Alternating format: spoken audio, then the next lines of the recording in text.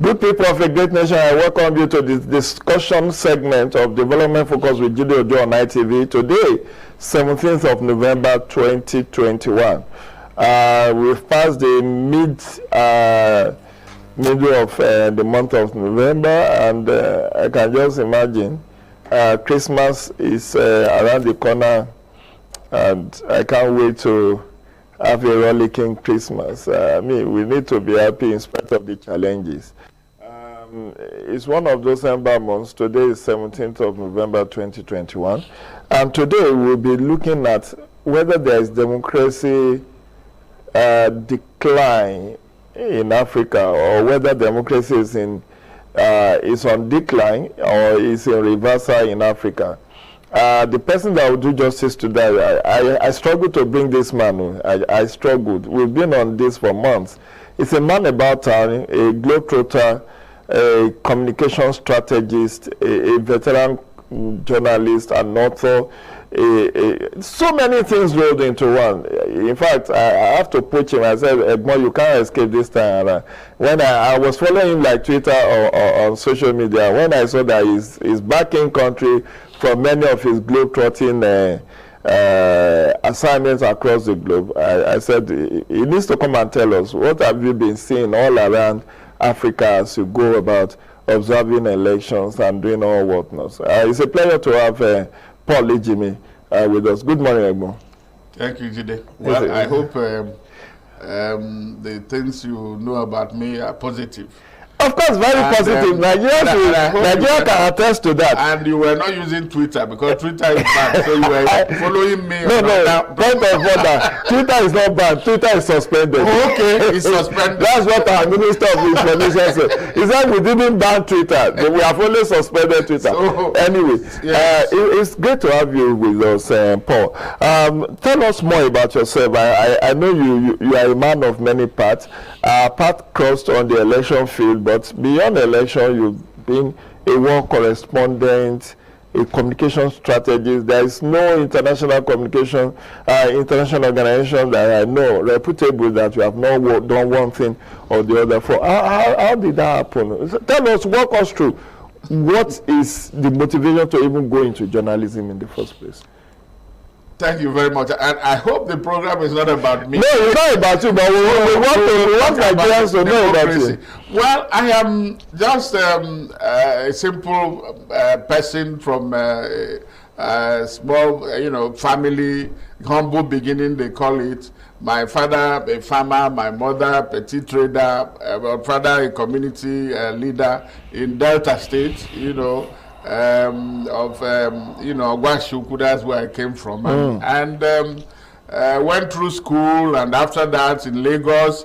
From there, now went to Europe to conclude this journalism thing. But it started with me following, in those days, the radio, this, what do they call it, transistor radio. At times I will have it with me sleeping. And listening to very late, in those days when there is no news, BBC or whatever, Fernando Poe, all those music, and then I will leave them. My mom will now come and say, I will fall asleep, and mom will come and say, but who is now listening to this? She will be the one to switch it off. So I have had that attachment with current affairs, international things happening beyond my locale.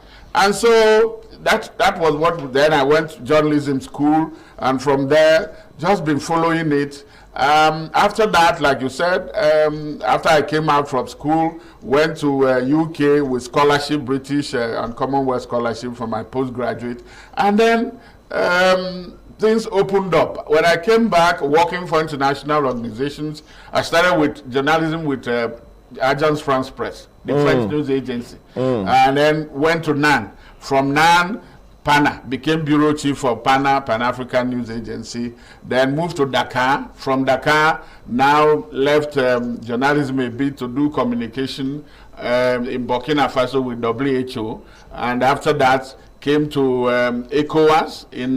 I said, okay, I've spent so much abroad, let me come home in Abuja, ECOWAS Commission. So work with them for a while, also now left on my own, doing consultancy now, independent one. I've been involved in election, developing communication strategy for organizations like you said, UN system, ECOWAS, EU, working with GIZ, you know, SIDA, the Swedish. So it's been a stakeholder thing because you can't stay on your own. Then the whole aspect was when I was with AFP, no, not with PANA. I went to, when the Nigerian Cameroon Bakassi issue was brewing, I was one of the few that went to that war front, Nigerian side. And then in I think 94, and after that, now the Liberian war broke out. I was one of the 10 Nigerian journalists that were embedded in the ECOMOG in Liberia. And with Sonny and all that. Two of our colleagues died in the process. But, you know, so that has been, even before Americans started embedding this idea of Iraq war, the ECOWAS has started it. So we were there from Liberia to Sierra Leone. And so that has opened, you know, they showed me a lot that I'm sharing. I hope they don't mind, viewers will don't mind if I begin now to share my ignorance with you. I like that. Please share your ignorance with us. A cosmopolitan person saying he wants to share his ignorance with us. So you have conquered fear, because if you are a war correspondent, nothing should be. You should not be afraid of anything again, and that is good to know. I know you are also a grandpa. You won't tell us that story, but I know you are a grandfather. So Paul, let's get to the brass tack. Is there democracy reversal in Africa? So let's begin by answering the question: what is democracy? Exactly. And then, because you cannot lose what you don't have. So it is when we now establish that there is democracy, and then let's go with the simple, you know, common man's definition: government by the people, but for the people, and then, you know, with the people. It's a concept that has, is actually how you share political power, who governs, by what, and it has come to stay because that is the one that has they find acceptable. One of the reasons is that it gives you the opportunity to change your leadership. If you find a lead, because it's about leadership and the led, the government and the governed, and then governance. So we have to separate those: government, governance. So how do you now distribute that power in a way that the person sitting there at the top thinks more about the rest of the people? It's about having the majority of the people accept, you know, that now will have to, you give the minority their say, they will have their say, but the majority will have their will. And once that happens, you are also now, once governance does not discriminate. You do not say, well, because I'm from here, or I didn't vote for you, so you will not, you will deny me the benefits of democracy. So it is about well-being of people. And what are those things that constitute the well-being? You have to have the basics of life.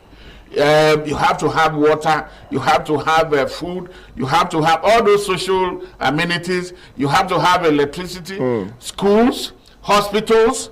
Those are the basic, they haven't changed. So those are the things that democracy or government or governance is supposed to deliver to the citizens. And so most constitutions will tell you about we the people, because they have decided now to say, and I like the conversation going on about the Constitution of Nigeria, the ground norm, because it's defined. If you do not set the rules of the game of engagement, you are going to run into trouble. Because human beings, we are free. You know, we in fact, those things that you want us, that where you don't want somebody to look, or to what you don't want them to do, that's what they want, because we are inquisitive, we are curious. So you say, why don't you want me to cross that blade? Why is that Rubicon? Why are you putting that barrage or that curtain? You want to see what is there. But you have now law. That is why the three arms of government, the executive, the legislature, and the judiciary, they are supposed to operate with a separation of power. The executive, the legislature will make the law, the executive will implement, and then judiciary will now sit down there and say, well, no, you have not done it, it should be this way and not the other way. Even the judiciary can also make law by their own interpretation. And then that is the reason, part of the, and we'll get into that, the part of it, I think it's not democracy that is actually in retreat. It is the practitioners that have decided to abandon the tenets and then the principles of democracy. And so when now we are talking about judiciary being the last hope of the common man, but now when you have the democracy thrives on some tripods. For instance, election is one of them. And then election, you now have people, free press, the judiciary, independent judiciary, human rights. But when you now have elections that are not credible, then democracy will suffer. Where you have a judiciary that is not interpreting the law or giving contradictory rulings, that is giving judgment and not justice, then there is problem. Or you have an executive that is populated by people who are, you know, about themselves. It's no longer representative. It's about representation and inclusivity. You have to take into account what is the structure, what is the society made of. There are interest groups. You have faith-based organizations. You have civil society or NGOs. You have politicians, political parties. You have the media. You have youths. You have the women. How are these other? Do you need to get all of them to play their part? Otherwise, if any one side is neglected, you are going to have problem, because you will now be having disaffection. It's like a boiling pot. A pot that is boiling, if it gets to a point where it can explode, and you must not allow that. So in your own thought, it's not democracy that's in reversal or in retreat, but the operators, by not working in tandem with democratic tenets. That's why it appears that democracy is in retreat, but we, the operators, are actually the one that makes it look so. The question is posed against the background of what is now becoming a widespread forceful takeover of government across the African continent. In Mali, in Niger, even Chad, the mother of the former Chadian president, and his son took over. His son taking over. Luckily, the son was accepted to take over. Otherwise, then you see what happened in Sudan, even in Egypt, with the coming in of the ouster of Islamic Brotherhood and the coming in of General Sisi, and then even in many other West African countries where you've observed. So that's the border. Africans are saying, will we ever get there where we completely not have to contend with issue of coup d'etat on African continent? It has happened in Sudan in twice in 3 years.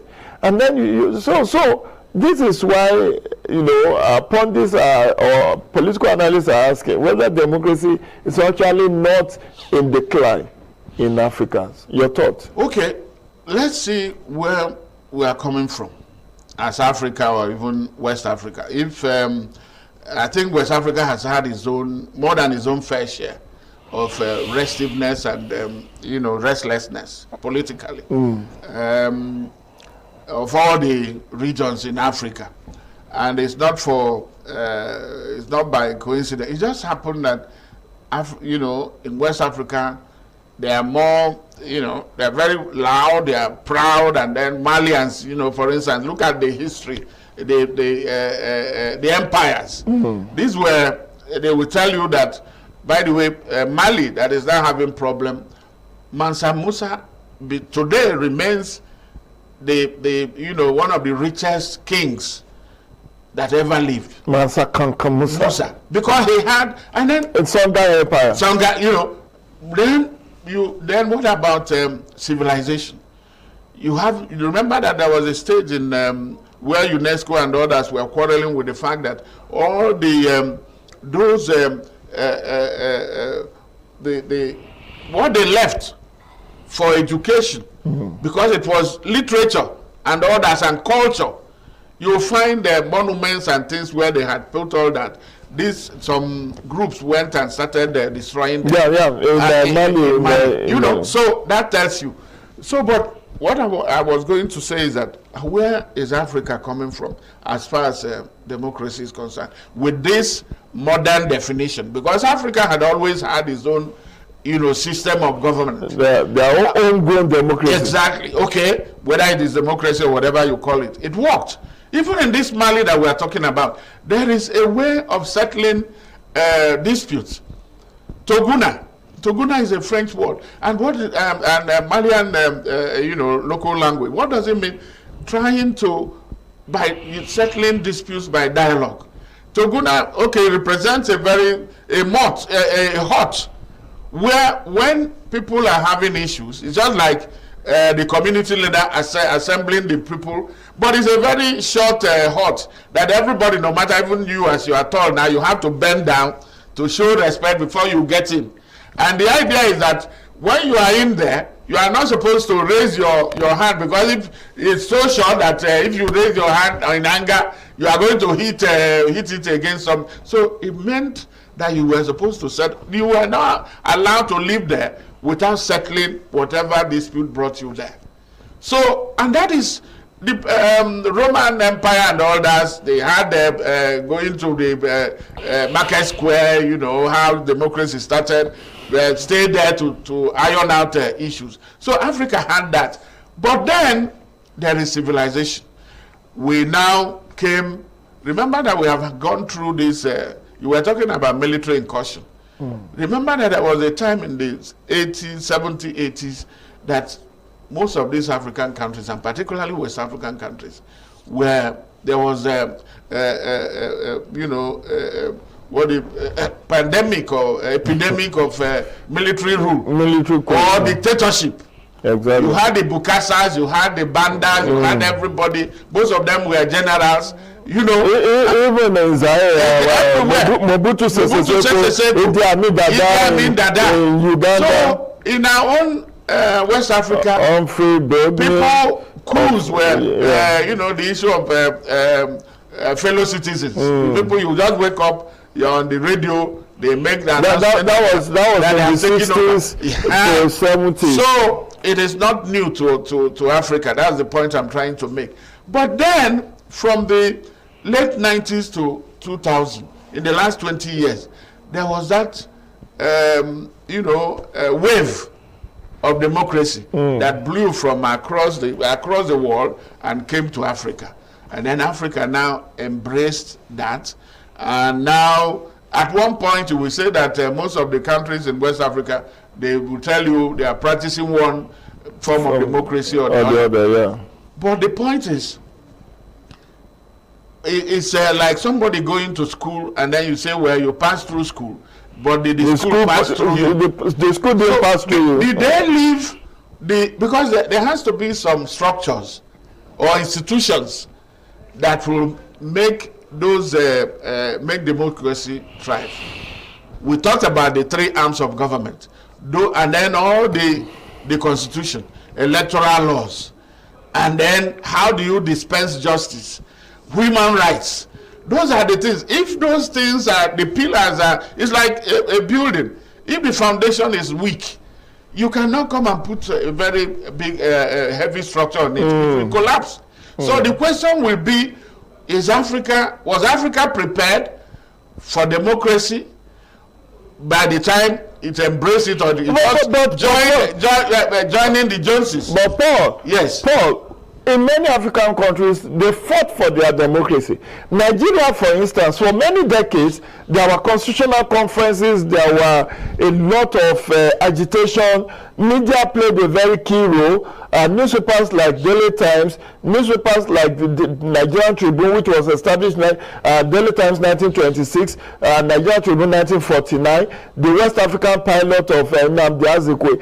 At least these three historically played a lot of role in agitating for independence. We also have the labor unions, the railway workers union and all of that, by Michael Imodu. All of them playing critical. So it's not like we got our independence on a platter. Why have we not appreciated this independence? Why is democracy tenet not or being observed in breach? Because your reference point has been that it is the operators of the system that have not allowed democracy to flourish, which has made many African countries to be prone to violent takeover of government or internal insurrection, as it were. So where did we get it wrong? Look at how long it took for the entire African continent to fight apartheid. Frederick de Klerk just died last week, early last week, at 85, and he apologized for the many decades of apartheid regime in South Africa. Look at the contribution of Nigeria, money, materials, and all of that. Even Sierra Leone and Liberia. I mean, we can talk of Liberia that it never went through war of independence, because it was more like an vassal state of for US and all of that. But Sierra Leone, many other African countries went through war of independence before they got it. Why did we not appreciate what we eventually got? You seem to be saying that we got it too early, or we didn't just appreciate the fact that we got our independence. I think we have to bring context here and then distinguish between the struggle for independence and then the attempt to deepen or consolidate democracy. Yes. Once we've gotten it. For independence, it was easy because you had one common enemy. That's the colonialists. And so it was easy for everybody to join focus on that and then drive them away. But the point is like a regime change. Everybody talks about regime change. But once that colonial power they've left, but not before causing the damage of bringing people from different. Remember Nigeria, we talk about amalgamation of 1914. Bringing so many nations into one country. That is, and then creating artificial barriers. Boundaries. So boundaries that, one side will be on the other side. One side is in the family, another is in those were the things that needed to be addressed. And then you have our ethnic issue. Now, when the colonial masters left, then Africa now, our brothers and sisters took over power. And that is where the problem is, that they are no longer, instead of now pursuing democracy with the same zeal with which they fought, they got independence, they now began to find pockets of interest to serve. Self-interest. One is greed that leads to corruption. The other one is clanism or nepotism or cronism, or you now begin to see, this is my family, this is me, I need to, and it's wrong notion, because you think that you can enrich yourself and make sure that your generations of your family will not suffer. But it's been shown that what you do not ill-acquired wealth or power will not last. They rig elections for that.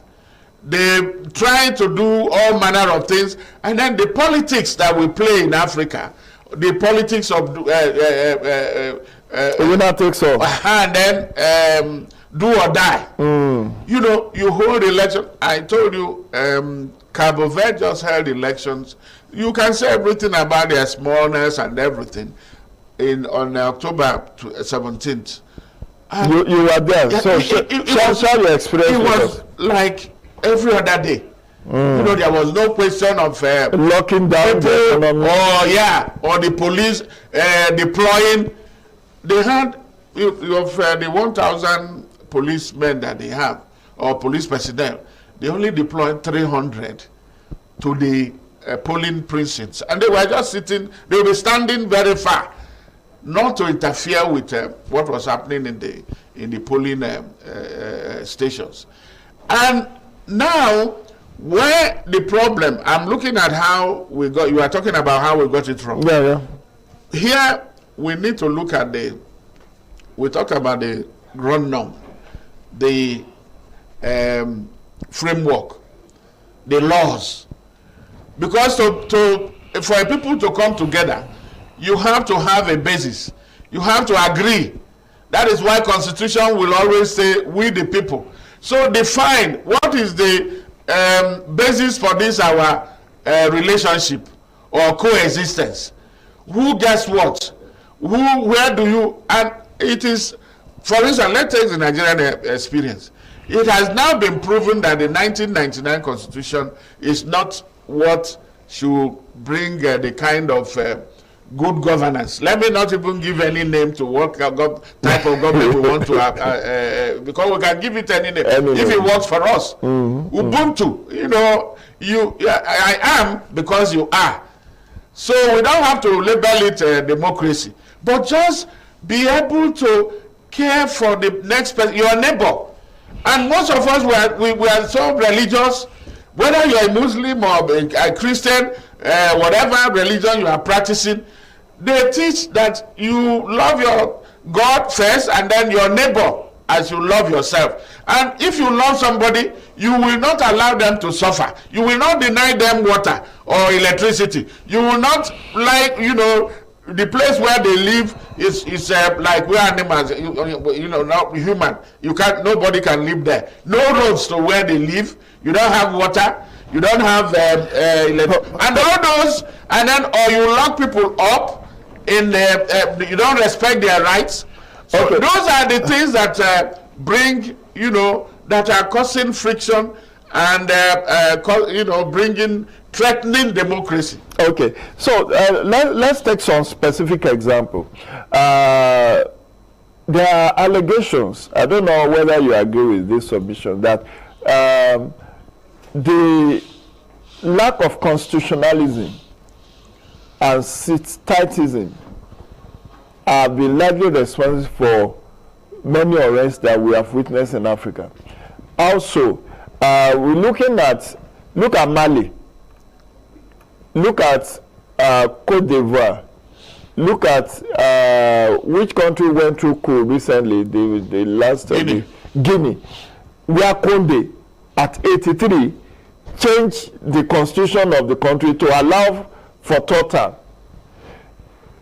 That, for statistics, over 10 African countries have done that, altering their constitution to pave way for third term and generating a lot of unrest in their country. Mali was crisis induced by, you know, electoral fraud and all of that. So how much of this issue of seat-titism or lack of constitutionalism, how much does that contribute to restiveness or unrest on African planet or on African continent? It has a lot to do with it, and I talked about the fact that what defines the, you know, the coexistence of citizens. that will bring equality, that will bring the fact that when power or whatever it is, social amenities are distributed, that is on equal as much as possible. Equity, justice, and fair play. That has to be not only written in the what you call now constitution, but be applied, not in breach. Okay, because you can have a wonderful constitution, but you don't have a good governance. Okay, and then that one will also, you now establish, get it to the level of elections, because elections now have become triggers and triggers of election violence, of political instability. Because of what you have said, they now, when they are not rigging the election, they are also manipulating the constitution. Thereby, look at even Uganda. Yes. He has even removed time limit. Yeah, even thereby, what they are doing, they are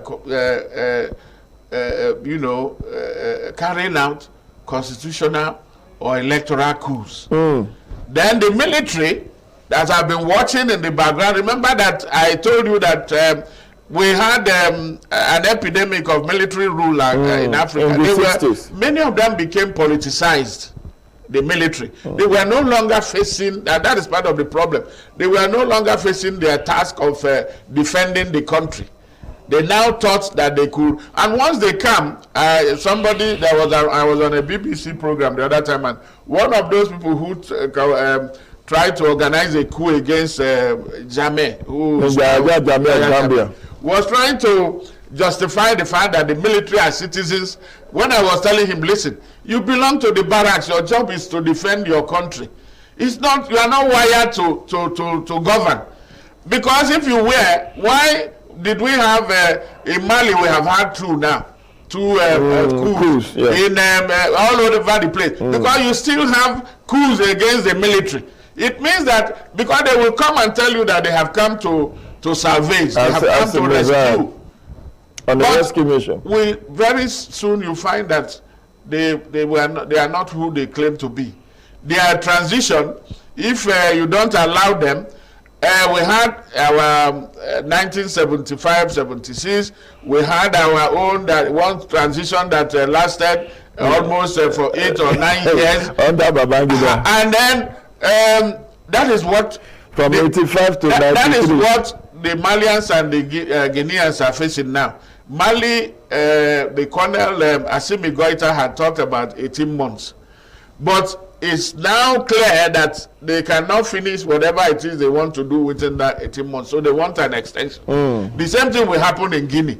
But the issue is, because they don't think about how to govern until they take power. Then they begin now, at times they become confused, or they are overwhelmed. Let's talk about the situation in Sudan. Yes. Where there have been coup that ousted Omar al-Bashir. And now, 2 years after, another coup. Yes. After Daki, that was initially agreed, power sharing agreement between the civilian and the military authority. Recently, there was another coup where the civilian prime minister was removed, and then the military have taken over the power 100%. What do you make of that? For over 30 years, Omar al-Bashir was in power. It was under him that we have South Sudan granted independence in 2011, and now he was accused of war crime. Even 2 years after he's left office, there's no peace. Yes, in Sudan. Why? That of Sudan, remember Darfur? There was Darfur crisis, yes. That was why they wanted to take him to The Hague. The Hague had always wanted him. Yes, he's a wanted man. Yeah. But he has just been, that is what happens with dictatorship. Some African leaders, you talk about it, when they now manipulate the constitution or the people to sit tight, they hide the what do you call the fault lines. They just paper it over. Remember Cote d'Ivoire? Felix Houphouët-Boigny was just there doing the bidding of France, and then people thought they never prepare for succession. Remember even the code, the man in Zimbabwe, and all of them. So they never prepare themselves for Mugabe, who fought for independence, but he now got used to, he was into power. Power corrupts, and absolute power corrupts. So that is part of the problem, that when they now get there, they get swollen headed, and then they become too powerful. What we have in Africa are powerful men and not strong institutions. What will make a democracy to work are institutions that are strong to withstand the buffeting, the assault. You see the recent example in America, where former President Trump wanted his supporters, they invaded the Capitol. January 6th. That is still, and if it was in another place, it may be, because it was a coup. Yeah, it was a coup against the democracy. But what happened? His vice president, who was, he looked at it, he said, because if the vice president had sided with him and not going to certify those electoral college results, it would have been a different thing. He didn't want him to go, but he went. Exactly. And then that's how I mobilized. That was how. Otherwise, you see what strong institutions can do, and that is what Africa needs. Not powerful. Okay, so let's also take this isolated. I know you are an encyclopedia of political history in Africa. Take what's happening in South Sudan now, between Salva Kiir and Riek Machar. Many decades they fought for independence, the same way the Tigray people are fighting for independence from Ethiopia now, as Eritrea did successfully from Ethiopia. Now, South Sudanese felt their problem was the north, that's the main Sudan, the Arabs, the mainland Sudan. So they got their independence in 2011, but they never enjoyed more than 2 years of peace. Since 2013, Riek Machar and his vice, Salva Kiir and his vice, Riek Machar, have been at each other's throats, mobilizing. Thousands have been killed ever since. So what changed? Why did they leave Sudan? Now they are on their own. They are almost homogeneous in South Sudan, but they've never had peace. So that means it's not the Arabs that's their problem. They are their own problems. Okay. The context that I was also going to talk about is, one is these things happen at least 2 layers. One is micro and macro. That is the internal one, and then external intervention, because that one also plays a part. Not many, there are forces outside Africa that are working to make sure, particularly some former colonial powers, that are working, but you don't blame them, you blame the people in Africa that allowed them, the leadership, the lack of leadership. In the case of South Sudan, the issue is that once you now see minerals, once you see resources, it's about resource control. Once now that is gets into the equation, look at some of these countries that are perpetually in trouble. Congo. Yeah, Congo is the wildest country in Africa. Most African but very also they have oil, they have diamond, they have gold. The Mali we are talking about, why the government in Bamako cannot go to, does not have authority over northern Mali. The exploitation of resources in Mali is taking place there. You have the French forces. And the French are now saying they want to reduce their forces, and the Malians are saying no. Okay, we are now going to Russia to get support, and then the Paris is saying no, you cannot, telling a sovereign state. That is the issue. These African countries, are they really independent? Because you talk about sovereignty. If you are not, you don't have, for the former French colonies, the issue also is about this, they have political independence but no economic independence. If their money is decided in warehouse in Paris, and then you cannot the policy, so that is part of the issue. But the Sudan issue is that it is about resource control, and the fact that once it is easy to talk about regime change, but they do not have the the blueprint. They don't have a manifesto. What they are going to do, they start thinking about that when they get to power, not before. And once you don't do that, at times they get confused, they are overwhelmed, and they are not able to handle whatever is happening there, and that is part of the problem. So as we custom, yes. Let's look at what are your high points. You've been consulting for ECONEC.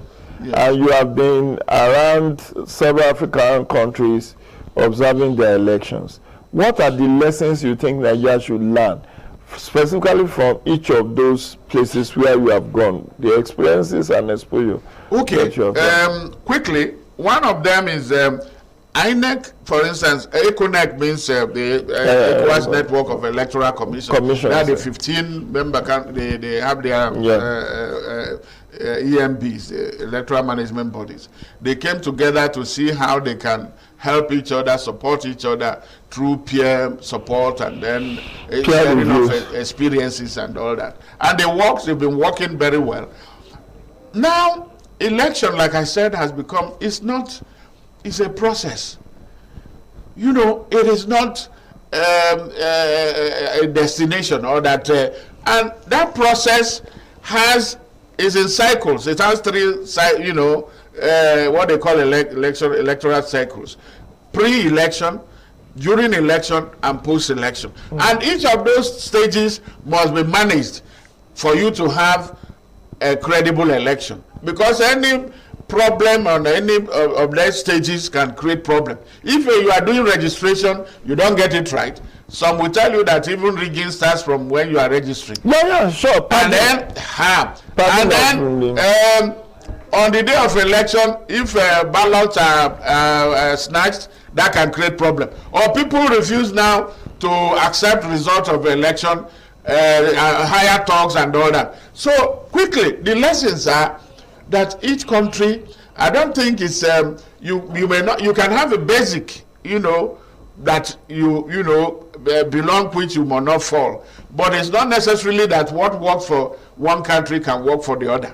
But the key things to have is let the constitution, which governs everything, and then the electoral law be such that it lends itself to the application that will bring, transparency and fairness in the electoral process. One of which, what I found in Cabo Verde was that there, candidates, for instance, the presidency or whatever, they are the ones running the campaign. The party takes backstage in giving support. Two, candidates are not demanded by their party or anybody to pay deposits. Nomination fees. Yes, no, they don't. So instead, in fact, when you campaign, when you participate or you run and you win votes, you are paid something. I pay about $8 for every vote that you garnered. Okay?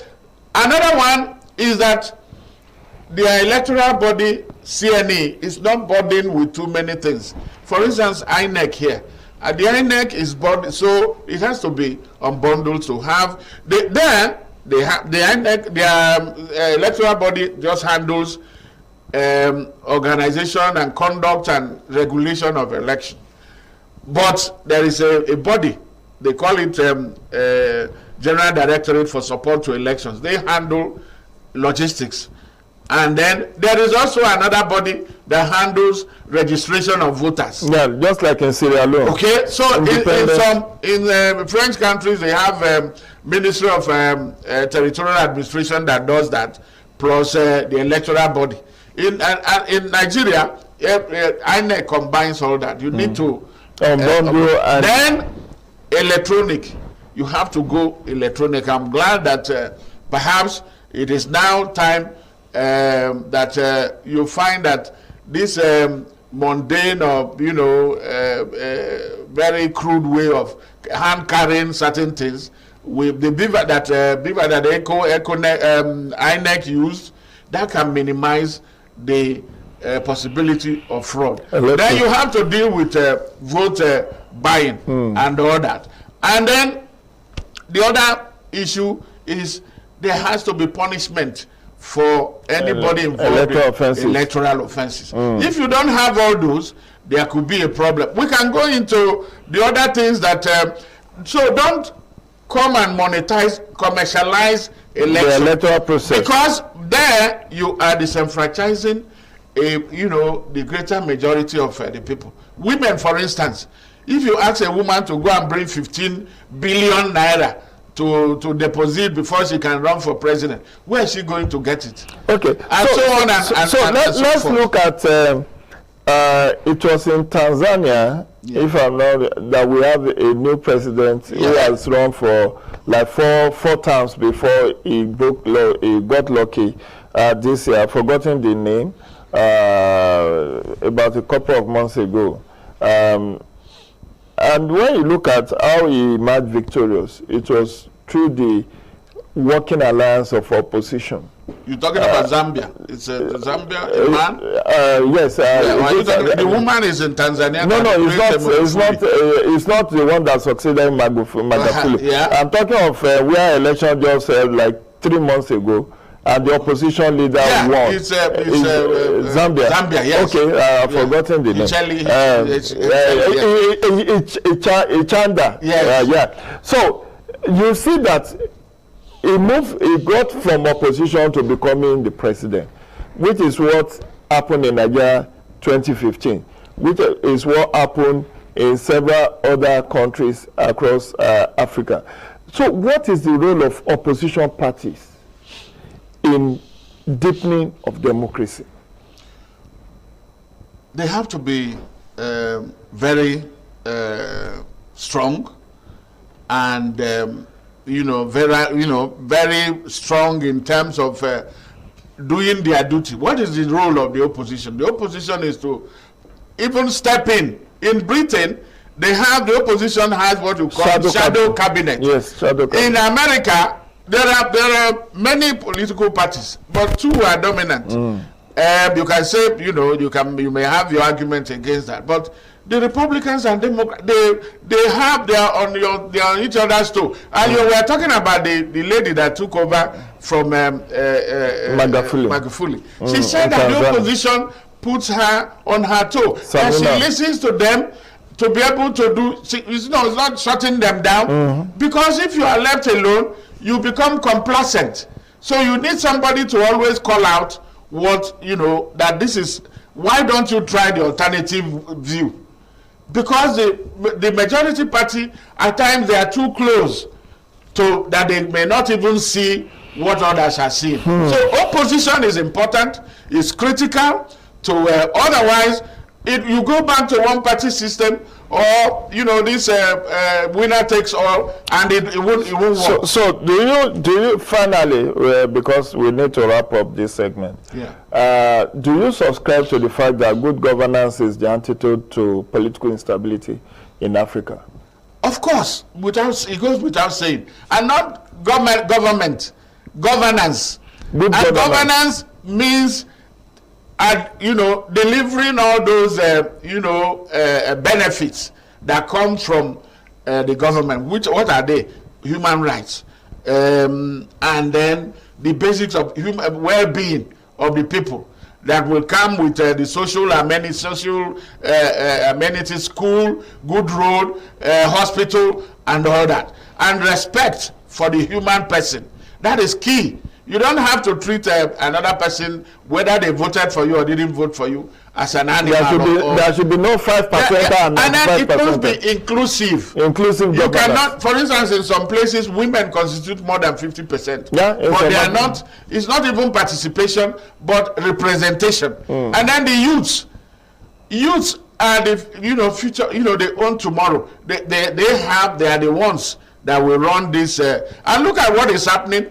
Your child of how many years old will be able to communicate and do it. So they have the ideas, the technology, they understand.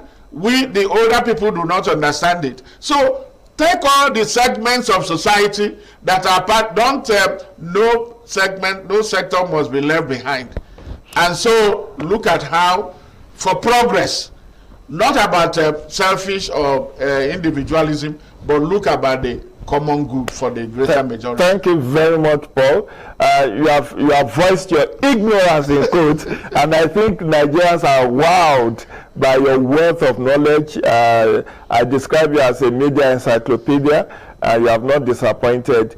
Thank you very much for coming on the show. We do hope to invite you some other time to weigh in, not on the omnibus topic as we have taken on today. Today was just to look at general overview. Some other time, maybe after your expeditions across Africa, you've gone to do the election observation.